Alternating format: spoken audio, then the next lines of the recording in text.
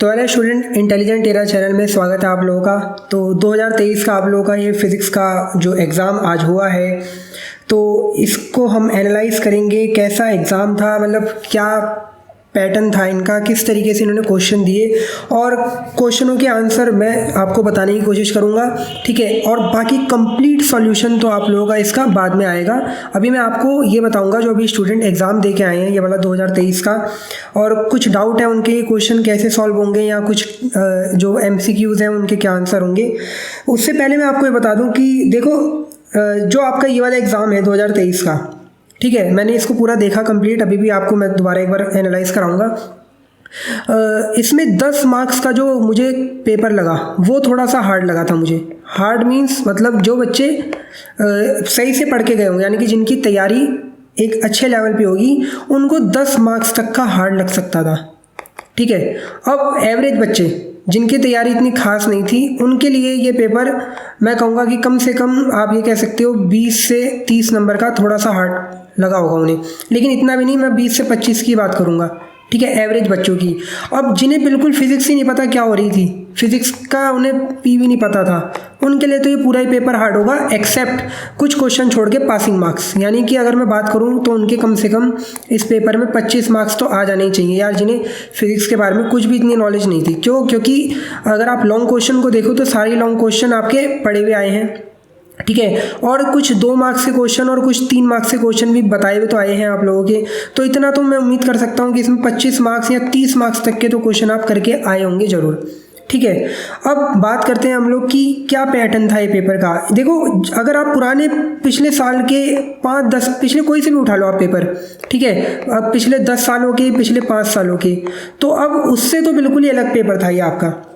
अलग किस वे में था, यानी कि क्वेश्चन पूछे जाने की जो प्रश्न जिस हिसाब से पहले पूछे जाते थे वो बिल्कुल इन्होंने चेंज करके दिया इस बार, ठीक है। पिछले साल ही थोड़ा बहुत चेंज करा था 2022 में। अभी तो आपका केमिस्ट्री का पेपर अगर आप लोगों ने एनालाइज करा है, तो जब मैंने उसको इम्पोर्टेंट बताए थे, उसको सॉल्व कराया था, तो मैंने बोला था कि 2022 का जो आपका पेपर है वो बिल्कुल ही पैटर्न से चेंज है, यानी कि क्वेश्चन जैसे पूछे जाते थे वो वैसे नहीं पूछ के बहुत अलग तरीके से पूछे हैं। सेम इस बार फिजिक्स में इन्होंने ये कहानी कर दी। लेकिन देखो, फिजिक्स एक ऐसा सब्जेक्ट है, इसमें हमसे ये कोई मैटर ही नहीं रखता वो पूछ क्या रहा है, ठीक है। अगर हमें वो चीज़ आती है, हमें वो डेरिवेशन आता है, हमने वो चीज़ें पढ़ रखी हैं, तो हम उसको कर सकते हैं, ठीक है। पहली बात तो ये। तो अब मैं बात करूँगा कि भैया जैसे पहले हमें सिंपल तरीके से भैया क्या है अनुगमन वेग, क्या है, ये सब इन पे डेरिवेशनों पे ज़्यादा चर्चा करवाता था, और न्यूमेरिकल्स भी हमारे ज़्यादातर पुराने टाइप से ही रहते थे, ठीक है। चीज़ें अभी भी देखो, ऐसा नहीं है कि बहुत हार्ड बनाया है, इजी क्वेश्चन अभी मैं आपको बता रहा हूँ, इजी ही है क्वेश्चन, लेकिन हाँ पहले की तरह नहीं पूछे गए जैसे पहले पूछे जा रहे थे। तो अब मैं पहले आपको बताता हूँ कि आपका 2023 का पेपर है, तो इसमें राइट आंसर कौन कौन से हैं टिक मार्क के, ठीक है। सबसे पहले ये हम लोग चर्चा करते हैं इस पर। तो आपका पहला क्वेश्चन जो था वो है 1 वोल्ट विभवांतर पर त्वरित इलेक्ट्रॉन की ऊर्जा। तो 1 इलेक्ट्रॉन वोल्ट होती है जो हमारा 1 वोल्ट विभवांतर से हम लोग त्वरित करते हैं इलेक्ट्रॉन को।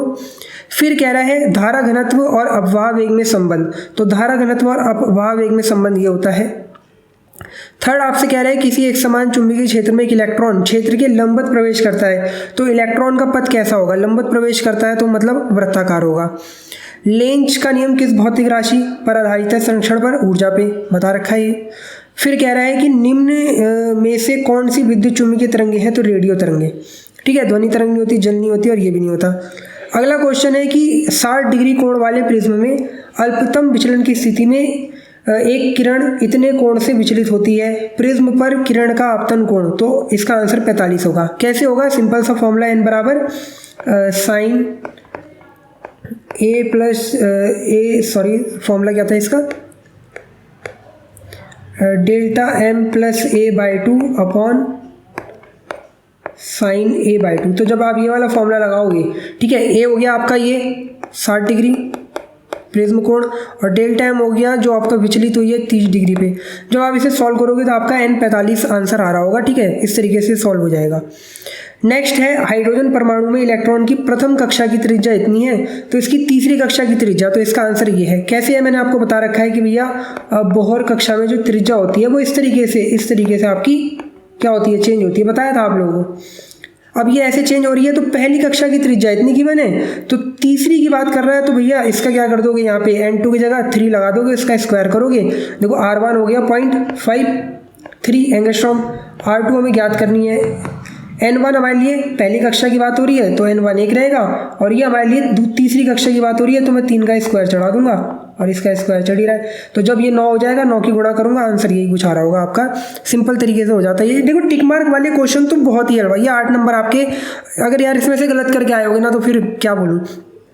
पीएन संधि डायोड के अक्षय परत में होते हैं, देखो ना ही कोटर होता है ना ही इलेक्ट्रॉन होते हैं, ठीक है। अक्षय परत वो परत होती है जहाँ पे ज्वलनशील आवेश वाहक नहीं होते, जो चलने वाले होते हैं, तो ना ही कोटर होगा ना इलेक्ट्रॉन। तो ये आपके टिक मार्क के आंसर थे। अब मैं आगे बढ़ रहा हूँ।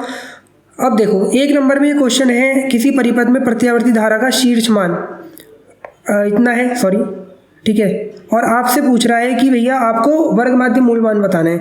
तो बहुत ही सिंपल है, आपको कुछ नहीं करना, IRMS is equal to I0/√2 वाला फॉर्मूला लगाना है। ये आपको √2 दिया हुआ है, ये भी √2 है, कट जाएगा, लो 1 आंसर आ गया। क्या था इसमें 1 नंबर में, इजी चीज़। तो अभी तक तो देखो ये 8-9 नंबर के क्वेश्चन बहुत ही ईजी हैं, ठीक है। अब यहाँ पे अगले क्वेश्चन को देखो, ये भी कुछ नहीं है, दर्पण की फोकस दूरी वक्रता त्रिज्या में संबंध पूछ रहा है, तो F is equal to R/2 ये होता है संबंध, इसमें सिंपल तरीके से बता देंगे। प्रकाश वैद्युत धारा पर प्रकाश की तीव्रता के प्रभाव को ग्राफ द्वारा प्रदर्शित करना है, ठीक है। ये क्वेश्चन भी अपने में अच्छा है। देखो हर एक बच्चा ये वाला क्वेश्चन नहीं पढ़ के गया होगा, लेकिन ऐसा भी नहीं है कि कोई हार्ड है, मतलब देखो ये तो डिपेंड करता है आप लोगों ने किस जगह से कैसा क्या पढ़ा है, ठीक है। कुछ टीचर हवाबाजी में काम करवा देते हैं, मेन करवा देंगे, तो उनके लिए तो ये पेपर इतना इजी तो नहीं था, ठीक है। जिन्होंने चीज़ें सही से पढ़ रखी होंगी, जिनके टीचरों ने पहले कंसेप्ट बनवाए होंगे, ठीक है, वहाँ के स्टूडेंटों ने अगर पढ़ा भी होगा, देखो डिपेंड भी तो करता है ना, टीचर लोग तो बहुत कुछ करवाते हैं, पढ़ के बच्चा क्या जा रहा है, ये भी बहुत चीज़ें डिपेंड करती हैं। पढ़ के पता चला पूरे साल हमारा ध्यान नहीं था, टीचर ने तो बहुत कुछ करवा दिया, लेकिन हमें ये पता ही नहीं था हम क्या पढ़ के जा रहे हैं। बिल्कुल वेरी वेरी इंपॉर्टेंट क्वेश्चन, और फिर उसमें से चीज़ें आई तो अच्छी बात है, पासिंग मार्क्स के लायक आ रही हैं तो भाई ये तो करना ही है।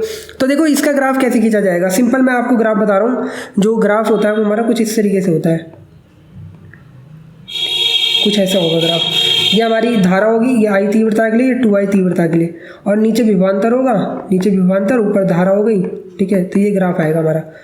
अब ये ग्राफ हमें बता रहा है कि जैसे जैसे देखो आपकी जो तीव्रता है, ठीक है, वो बढ़ रही है, जैसे जैसे तीव्रता बढ़ती है वैसे वैसे क्या होगा, आप लोगों का जो इलेक्ट्रॉन के उत्सर्जन की तरह का धारा जो है वो बढ़ रही है। I तीव्रता के लिए देखो ग्राफ नीचे है, और ऊपर वाली तीव्रता के लिए ग्राफ ऊपर है। मीन्स डिपेंड कर रहा है कि भैया जितनी ज़्यादा तीव्रता उतनी ज़्यादा धारा का मान।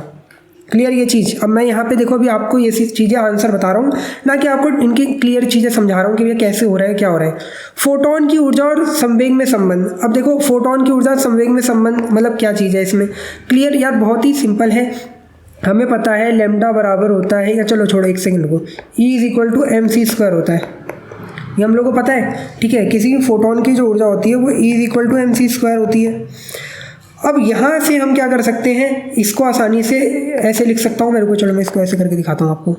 देखो थोड़ी आपको फिजिक्स में, देखो हमारे यहाँ उत्तराखंड बोर्ड में क्या होता है ना, मैं ये पेपर बहुत ही बढ़िया मानता हूँ। क्यों? क्योंकि मुझे इस पेपर से उत्तराखंड बोर्ड का भविष्य बहुत अच्छा सा दिख रहा है, क्योंकि ये हर बार ऐसे पेपर बना रहे थे जिसमें लेवल जो है वो पेपर का डाउन होता चल रहा था। क्वेश्चन बहुत ही सिंपल दिए जा रहे थे, जिससे अब वो बच्चा जब उत्तराखंड बोर्ड से पढ़ा हुआ बच्चा जब कहीं और जाता था तो वो अपनी फिजिक्स को देखता था कि मेरी फिजिक्स तो भैया ऐसी ही है, ठीक है। अब यहाँ पे दिमाग जब चलाएंगे बच्चे तब वो आगे चल के भी और अच्छा करेंगे। तो देखो मैं इसको ऐसे लिख सकता हूँ, खुद बताओ, लिख सकते हैं? बिल्कुल लिख सकते हैं। तो E इज इक्वल टू ये MC क्या हो जाएगा, ये आपका हो जाएगा P और ये हो जाएगा C, ठीक है। तो इस तरीके से हम लिख सकते हैं फोटोन की ऊर्जा तथा संवेग में संबंध, या आप कहो कि अगर मैं इसको और थोड़ा ढंग से लिखूँ तो P बराबर E/C, ठीक है। अब इसको और अगर ढंग से लिखना चाहते हो, ये तो देखो इसमें आ गया। अगर मैं C चेंज करना चाहूँ तो मुझे पता है चूंकि लैम्डा बराबर होता है क्या होता है C/μ, तो मैं C की जगह क्या लिख सकता हूँ, लैम्डा म्यू।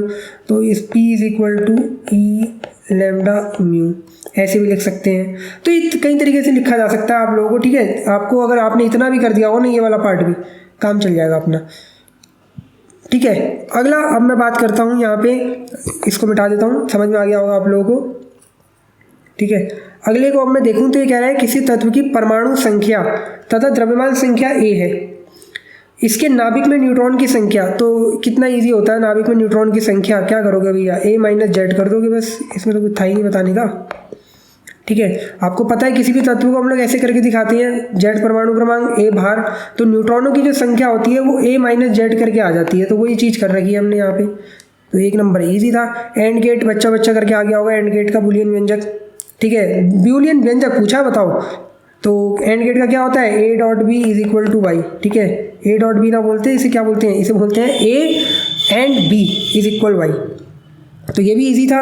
ठीक है, तो देखो ये आपके एक एक मार्क्स के क्वेश्चन, अगर मैं ये मानूं कि अगर किसी बच्चे को ये वाला नहीं आता था, ठीक है, या चलो ये वाला भी नहीं आता था, तो यार आपके इसमें 16 में से 14 नंबर तो मेरे हिसाब से आने चाहिए, 14 नहीं तो 13 नंबर तो आने ही चाहिए। ठीक है, 13 नंबर यहाँ आ रहे हैं आपके, जो पहले 2020 में ऐसा करते हुए बच्चों को बहुत हार्ड लगता था, 13 नंबर यहाँ बना लिए, और मैं तो कहूँगा 13 तो छोड़ो 16 ही बनाने चाहिए थे। ठीक है, क्या क्या चीज़ें हार्ड थी, ये चीज़ें आपको कितनी बार मैंने इंपॉर्टेंट के तौर पे बोली है कि फोटोन का गतिज द्रव्यमान और विराम द्रव्यमान पढ़ के जाओ, तो उसी से ही ये चीज़ें आई हुई है ना, ये आप लोगों का ध्यान से अगर देखोगे तो। और ये वाला तो मैं चलो मान के चल रहा हूँ कि हर एक स्टूडेंट नहीं कर पाया होगा। ठीक है, लेकिन अगर आप क्या कहते हैं, मैंने अभी देखो यूट्यूब में पढ़ाया नहीं है, अगर मैं जिस दिन पढ़ाने आऊँगा न्यू सेशन से, अब मैं 12th का ही यहाँ पे पूरा का पूरा आपका सेशन लूँगा यूट्यूब के अंदर, तो अगर आप लोग मेरे से यहाँ पे पढ़ोगे यूट्यूब में, ठीक है, यूट्यूब में पढ़ोगे तो आप लोग देखना ये सारी चीज़ें आपको नोट्स में मिलेंगी आपके। ठीक है, ये चीज़ें बेसिक है, अगर आपको प्रकाश विद्युत प्रभाव पढ़ाया जा रहा है तो पहले ये चीज़ें पढ़ानी बहुत बहुत ज़रूरी है। ठीक है, नेक्स्ट हम बढ़ते हैं सेकंड 2 नंबर के क्वेश्चन में। तो ये कह रहा है इतने पिको फैरेड का एक संधारित्र है, ठीक है, इतने वोल्ट बैटरी से जुड़ा है, तो कुछ नहीं करना है इसमें, U is equal to half C V square का फॉर्मूला लगाना है। सी को कन्वर्ट कर लो किसमें, 12 into 10 to the power minus 6 farad में, वी गिवन है, कुछ भी नहीं था, 2 नंबर, ये तो फ्री है, 2 नंबर थे भाई, एक टाइम पे 1 नंबर में क्वेश्चन आता था, और आपको कहाँ इस बार दिया 2 नंबर का। फिर ट्रांसफार्मर में ऊर्जा के 2 हानियों के कारण लिख दो, कितनी बार आपको बोला, इंपॉर्टेंट क्वेश्चन है ये, ऊर्जा हानियाँ ट्रांसफार्मर में। ठीक है, कोई सी भी लिख दो, आप क्या लिख दोगे, आप एक वो लिख सकते हो, भंवर धाराओं में हानि होती है, फ्लक्स में हानि होती है। ठीक है, कुछ भी मतलब 2-3 कोई से भी 2 लिख सकते थे आप, तो ये भी 2 नंबर ईजी थे। अगले 2 नंबर के क्वेश्चन को देखो, ये क्वेश्चन आप जरा देखो, ये 2 नंबर के लायक भी दिख रहा है क्या आपको। ठीक है, ये भी 1 नंबर में आता था, लेकिन अब 2 नंबर में दिया है, तो ऐसा नहीं है कुछ क्वेश्चन हार्ड बनाए हैं, कुछ क्वेश्चन बहुत ही इजी है। पूरा पेपर ओवरऑल देखा जाए तो हाँ, ये कह सकता हूँ कि 70 में से 70 मार्क्स के लिए तो बहुत अच्छा पेपर था, मतलब एकदम इजी तरीके से पूरे मार्क्स तो नहीं देने चाहेंगे लोग, लेकिन हाँ एवरेज पेपर पूरा 50 to 45 नंबर, बहुत ईजी पेपर था ये आप लोगों का। प्राथमिक कुंडली में बहने वाली 3 एम्पियर की धारा इतने सेकंड में शून्य हो जाती है। ठीक है, यानी कि I1, अगर मैं इसको सॉल्व करने चलूँ तो I1 मुझे दे दिया 3 एम्पियर, I2 बोल दिया 0। ठीक है, डेल्टा टी बराबर मेरे लिए 0.01 सेकेंड हो गया। ठीक है, प्रेरित ईएमएफ मुझे ई दे दिया इतना, और मुझसे कुंडलियों के बीच क्या पूछ रहा है, कुंडलियों के बीच पूछ रहा है अन्योन्य प्रेरण गुणांक। ठीक है, इंड्यूस ईएमएफ हमें इतना दिया हुआ है, हमसे पूछ रहा है फाइंड द म्यूचुअल इंडक्टेंस। तो आपको कुछ नहीं, फॉर्मूला लगाना है, E is equal to M delta I upon delta T का। ठीक है, एम ऐसे ही रहेगा, इसको आप I2 माइनस I1 करके कर सकते हैं। ठीक है, और डेल्टा टी है, सॉल्व करोगे आंसर आ जाएगा आपका, इजी तरीके से एम आ जाएगा, क्योंकि ई तो गिवन है, तो बहुत इजी था 2 नंबर में ये क्वेश्चन। अब 11वें क्वेश्चन को देखो जरा, 11वें क्वेश्चन को अगर मैं देखूं तो कह रहा है इतने एंगस्ट्रॉम तरंग दैर्ध्य की विद्युत चुंबकीय तरंग की आवृत्ति। ठीक है, you have to find the frequency of electromagnetic wave of wavelength इतने angstrom, which part of the spectrum is represented by this wave. ठीक है, तो इसमें तो कुछ भी नहीं है, देखो सबसे पहले तो आपको क्या करना है, इतना पार्ट तो ईजी है, mu is equal to C upon lambda वाला फॉर्मूला लगाओ, सी की वैल्यू इतनी होती है, लैम्डा आपको गिवन है, इसको कन्वर्ट कर लेना किसमें, इसको कन्वर्ट कर लेंगे भैया मीटर में, यहाँ से आपका म्यू आ जाएगा। अब आपको आगे की चीज़ थोड़ी याद होनी चाहिए कि वो कितने पार्ट में गिरती हैं, क्या रीज़न होगा। ठीक है, बहुत बच्चों को शायद नहीं भी पता हो, तो आराम से इसमें 1.5 नंबर तो मेरे हिसाब से मिल जाएंगे, अगर नहीं पता होगा जिनको भी 1.5 नंबर तो मिल ही जाएगा। फिर अगला क्वेश्चन ये कह रहा है इतने एंगस्ट्रॉम तरंग दैर्ध्य का प्रकाश वायु से इतने अपवर्तनांक वाले माध्यम में प्रवेश करता है, माध्यम में इसका वेग और आवृत्ति, तो भी आपको बताया लैम्डा पता है आपको, तो आप आवृत्ति तो आसानी से लगा सकते हो, कौन से वाले फॉर्मूले से, सिंपल ये वाला फॉर्मूला है आपका जो भी मैंने बताया, mu is equal to C upon lambda. यहाँ से म्यू आ गया। अब वेग पूछ रहा है तो v इज इक्वल टू क्या होता है, v इज इक्वल टू होता है c/n। यहाँ से आप वेग निकाल दोगे, c आपको पता ही है n 1.5 गिवन कर रखा है, आसानी से आप यहाँ से भी वेग निकाल सकते हो। तो ये भी 2 नंबर कहीं के मतलब कोई हार्ड नहीं थे, ठीक है, इजी चीज़ है भाई, बहुत इजी चीज़ है। अब ये वाला क्वेश्चन थोड़ा सा अलग है, लेकिन इसके अथवा वाले क्वेश्चन को अगर मैं देखूं, ये वाला क्वेश्चन थोड़ा सा अलग है तो इसको बाद में देखेंगे, ठीक है। अगर अथवा वाले क्वेश्चन को देखो तो ये इजी है बहुत ज़्यादा। तो स्टूडेंट अब इसके बाद क्या कहते हैं आप लोग, अगर इसका अथवा वाला क्वेश्चन देखो तो ये बहुत ईजी था। कैसे ईजी था देखो, चलो ये करके जल्दी से मैं आपको बताता हूँ। इसमें कुछ भी नहीं था, 2 नंबर बहुत ईजी थे। ये कह रहा है किसी पारदर्शी माध्यम का ध्रुवण कोण IP है और उसमें उसकी चाल v है, और अगर निर्वात में c हो चाल तो IP का मान c और v के पदों में बताना है। तो देखो हमें पता है ध्रुवण कोण है n बराबर 10 IP होता है, ठीक है। अब n जो होता है वो हमें अगर v और c के पदों में देखना है तो n बराबर v/c होगा, ठीक है, ये चीज़ होगी। सॉरी उल्टा कर दिया मैंने, ठीक है। अभी मैंने आपको बताया कि जो आपका n होता है वो होता है v/c, ठीक है। अब यहाँ से उल्टा हो गया थोड़ी, एक सेकेंड, c/v होता है, ठीक है। यहाँ से अब क्या कहते हैं, अगर मैं इस n की जगह इसको इक्वेशन 1 मान लूँ और इसको इक्वेशन 2 मान लूँ तो मैं क्या लिख सकता हूँ, 10 IP is equal to c/v, ठीक है, इस तरीके से लिख सकता हूँ। और यहाँ पे आप लोगों का क्या कहते हैं, ये आसानी से IP बराबर 10 इनवर्स की फॉर्म में चला जाएगा। तो ये आप लोग कर देना। एक बार देखो, मुझे यहाँ थोड़ा डाउट हो रहा है, v/c है, ये v/c होगा, ठीक है। अगर मैं अभी इसको देखूँ, जैसे मैंने अभी आपको बताया n इज इक्वल टू होता है v/c, ठीक है, v बराबर n/c/n। तो हाँ ठीक है, ये आप लोगों का क्या कहते हैं, इस तरीके से ही होगा c/v करके। तो इस तरीके से आप उसको 10 इनवर्स की फॉर्म में लिख दोगे। तो बस इतना ही 2 नंबर में आपको करना था। तो आपको प्रकाश की चाल c और v के पदों में ये आपका ध्रुवण कोण आप निकाल लोगे, सिंपल है। फिर 2 नंबर में ये परावर्तित दूरदर्शी चित्र बनाना है, बस कर दिया होगा ये भी आप लोगों ने। 4 अर्धायु के बाद रेडियोएक्टिव पदार्थ की मात्रा कितने % अवशेष रह जाएगी, तो इसका आंसर 6.25% होगा। कैसे होगा देखो, आपको फॉर्मूला पता है n बराबर n0 1/2 की पावर n होता है। तो यहाँ n जो होती है वो अर्धायु की संख्या होती है, तो स्मॉल n कितना रख दोगे, 4 रख दोगे। 4 रखोगे तो n बराबर, ठीक है, ये आएगा n0 और ये 1/16 आ जाएगा, ठीक है। इससे ये कट जाएगा आपका n और n0 स्टार्टिंग में बराबर रख लेंगे, ये कट जाएगा। तो 1/16 का प्रतिशत जब निकालोगे 6.25% ही कुछ आएगा। तो ये भी इजी था, आप लोगों ने कर दिया होगा, ठीक है। कुछ बच्चे इसमें भी डाउट में आ रहे थे शायद, तो ऐसा कुछ नहीं है, डाउट बहुत ईजी है। फिर एलईडी क्या है, इसके 2 लाभ लिख दिए होंगे आप लोगों ने, अगर ये नहीं तो फिर जेनर डायोड वाले ही कर दिया होगा। तो देखो अभी तक मुझे 2 नंबर में भी कोई ऐसा क्वेश्चन नहीं लगा जिसमें बच्चे का बहुत ज़्यादा दिमाग खराब हो। हाँ, ये वाला क्वेश्चन बच्चों के दिमाग में प्रॉब्लम देगा, और ये वाला भी दिया ही होगा, ऐसी बात नहीं है। देखो हर कोई बच्चा एकदम दिमाग नहीं चला पाता अपना। तो चलो मैं आप लोगों के लिए 2 नंबर का मानता हूँ भी हार्ड पेपर बन गया, लेकिन है नहीं, आपको भी पता चल गया। अभी ये वाला तो कर ही देना चाहिए था, दूसरा वाला थोड़ा सा देखो बेसिक भी पता होनी चाहिए ना। फिर कूलाम का नियम 2 नंबर में पूछ रहा है, वेक्टर फॉर्म कर दी होगी। इतने माइक्रोकूलाम के 2 सूक्ष्म गोले इतनी दूर स्थित हैं, दोनों आवेशों को मिलाने वाली रेखा के मध्य बिंदु पर वैद्युत क्षेत्र की तीव्रता। तो सिंपल है, यहाँ से कर रखा होगा आपने, यहाँ सेंटर पॉइंट हो गया। तो एक बार इसके कारण तीव्रता निकाली होगी, एक बार इसके कारण, और दोनों को चिन्ह सहित यहाँ तो जोड़ा होगा, यहाँ सॉरी चिन्ह सहित नहीं, ये विद्युत क्षेत्र की तीव्रता पूछ रहा है ना। हाँ, तो डायरेक्शन के अकॉर्डिंग यहाँ तो प्लस करा होगा या माइनस करा होगा। सिंपल था, ये भी कर दिया होगा आप लोगों ने, बहुत से लोगों ने। फिर विभवमापी का सिद्धांत, इसको आदर्श वोल्टमीटर क्यों कहते हैं, क्योंकि ये छोटे से छोटा विभवांतर बहुत ही अधिक एक्यूरेसी के साथ नाप सकता है, ठीक है, इसलिए इसको कहते हैं हम लोग। लोह चुंबकत्व पदार्थ भी कर दिया होगा, ठीक है। ये क्वेश्चन अपने में बहुत अच्छा था। यहाँ पे इस क्वेश्चन को देखो थोड़ा करने में बच्चों को बहुत डाउट हुआ होगा, तो मैं इस 3 नंबर को भी अभी साइड में रखा हूँ, ठीक है। देखो अभी तक मैंने उस 2 नंबर को रखा साइड में, इस 3 को साइड में रख दिया, ठीक है।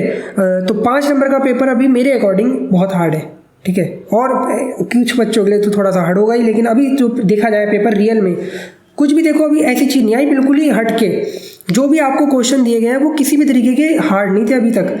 अगर इन क्वेश्चनों को मैं हटा दूँ, फिर आप देखो ये कह रहा है कि भैया ये बल्ब की चमक वैसी ही रहे अगर तीव्रता दुगुनी कर दे तो एल और सी के मान क्या होंगे। तो देखो बल्ब की चमक वैसी रहने के लिए इसका मतलब है बल्ब में जो धारा आ रही होगी टोटल आई वो वैसी रहेगी, और ये आपको ZLCR सर्किट दिया हुआ है। तो देखो जब आप इसकी तीव्रता बढ़ाओगे तो इनके XL और XC के मान में चेंज आएगा, ठीक है। जब उससे आप इसको सॉल्व करोगे और धारा के मान को सेम रखना चाहोगे तो जब हम इसे सॉल्व करेंगे तो हमारा जो आंसर आएगा वो ये आएगा कि आपका जो L की वैल्यू है वो अंडर रूट के फॉर्म में जानी चाहिए और C की वैल्यू भी अंडर रूट के फॉर्म में, ठीक है। तो ये इसको ऐसे सॉल्व करने का तरीका है। बाकी आप अगर इसको कह रहे कि कैसे परिवर्तित होंगे तो जो प्रेरकत्व है वो दुगना हो जाएगा और जो C की वैल्यू है वो कैसी हो जाएगी, वो आधी हो जाएगी। ये इसका आंसर होना चाहिए, ठीक है। तो ये 3 नंबर का अच्छा क्वेश्चन था, ये बहुत मुझे दिमागदार लगा क्वेश्चन। पहले ऐसे क्वेश्चन नहीं आते थे लेकिन ये 2020 से इन्होंने ऐसे क्वेश्चन देने स्टार्ट कर दिए हैं अच्छे वाले इस चैप्टर से। फिर ये क्वेश्चन भी अच्छा था अपने में, जिसने देखो अच्छी तरीके से बुक पढ़ रखी होंगी तो वो करके आ गया होगा। देखो यहाँ मैंने लिखा हुआ है, ये कह रहा है कि भैया एक कांच है जिसका अपवर्तनांक n है, उसको इतने अपवर्तनांक वाले माध्यम में डुबो दिया जाएगा, तो आपको इनके डायग्राम बनाने हैं। तो देखो जब ऐसा कुछ कंडीशन होगी तो जो लेंस होगा वो अवतल होगा। फिर जब तीसरी कंडीशन आएगी हमारी, जब हमारा क्या कहते हैं जो इसकी n1 की वैल्यू है यानी कि द्रव माध्यम के अपवर्तनांक की वैल्यू वो कांच के अपवर्तनांक से कम है, तो हमारा जो लेंस बनेगा वो उत्तल लेंस ही बनेगा। और जब ये दोनों बराबर हो जाएंगे तो समतल लेंस बनेगा। तो हमें यहाँ पे लेंस के बारे में नहीं बनाना, हमें डायग्राम बनाना है।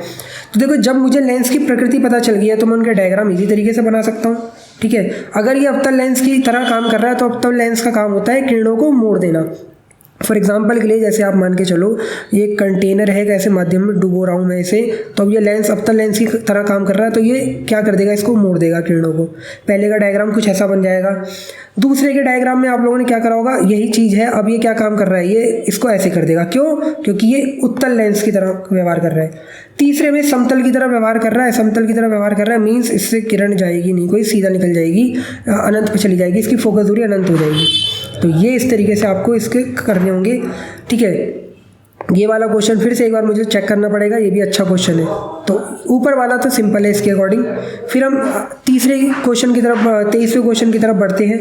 तो चलो मैं इसको भी 3 नंबर में भी हार्ड में रख रहा हूँ। तो हमारा 2 नंबर का वो हो गया, 3 ये हो गया, 3 ये हो गया, ठीक है। तो ये 8 नंबर तक का अभी पेपर आप लोगों का अच्छा खासा हार्ड बना हुआ है। 23वें क्वेश्चन को जरा देखो एक बार। 23वें क्वेश्चन को बिल्कुल बेसिक जिनको आती है ना चीज़ों के बारे में, जिन्होंने प्रकाश विद्युत प्रभाव के नियमों को दिल से पढ़ा होगा वही कर पाए होंगे। इसने बोला है कि आपको एक प्रकाश आपतित हो रहा है जिसकी आवृत्ति दुगनी कर रहे हैं, तो ये कैसे परिवर्तित होंगे, इलेक्ट्रॉन की गतिज ऊर्जा। तो देखो आपको पता है प्रकाश विद्युत के नियम में सबसे पहले ये बताया गया था कि जो प्रकाश की जो आवृत्ति होती है, ठीक है, वो प्रकाश की आवृत्ति पर डिपेंड करता है क्या, इलेक्ट्रॉन की गतिज ऊर्जा। यानी कि आवृत्ति बढ़ने पे प्रकाश की इलेक्ट्रॉन की गतिज ऊर्जा बढ़ती है, तो आवृत्ति दुगनी हो रही है तो इलेक्ट्रॉन की गतिज ऊर्जा भी दुगनी हो जाएगी, ठीक है। फिर ये कह रहा है कि प्रकाश विद्युत धारा, तो देखो प्रकाश विद्युत धारा आवृत्ति पर निर्भर नहीं करती, ठीक है।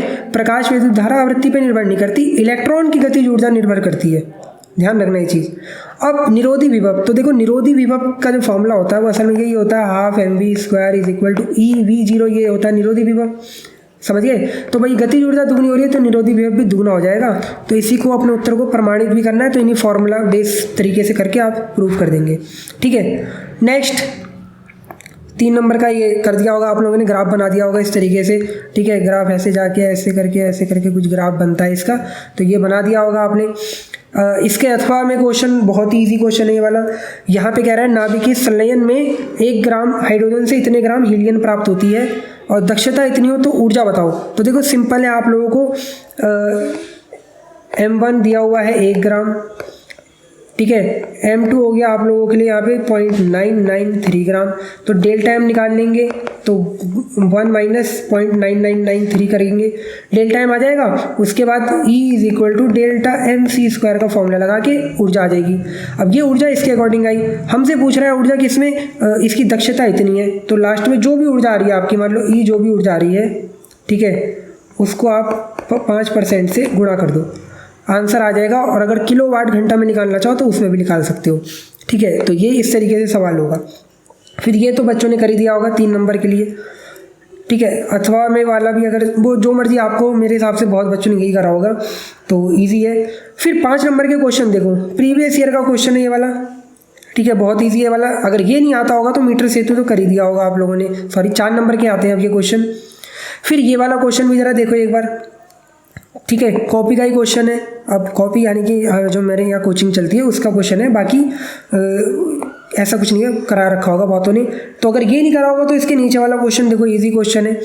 फिर ये वाला, तो पूरे पेपर में देखा जाए तो लगभग 8 नंबर का, या टोटल अगर मैं जैसे तैसे मिला के बोलूँ तो 10 मार्क्स का ही क्वेश्चन सही था, मतलब थोड़ा सा हार्ड कह सकते हैं, बाकी सारा पेपर इजी था।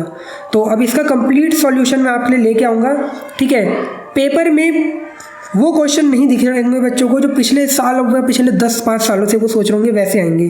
थोड़े हट के क्वेश्चन पूछे हैं, लेकिन ऐसा नहीं है कि बिल्कुल ही पेपर को बदल दिया गया है, बिल्कुल ही चेंज कर दी हैं चीज़ें, ठीक है। कुछ क्वेश्चन रखे हैं, बाकी सब ईजी है आप लोगों का। तो अगर देखो आपको जैसा भी लगा हो, मेरे हिसाब से बढ़िया था पेपर। अब अपने इन पेपरों को थोड़ा भूल जाओ और आने वाले पेपरों पे ध्यान दो, क्योंकि जैसा जो चला गया वो तो हो गया, लेकिन ईजी था। कंप्लीट सोल्यूशन आपका जल्दी अवेलेबल हो जाएगा आने वाले टाइम पे। Thank you for watching.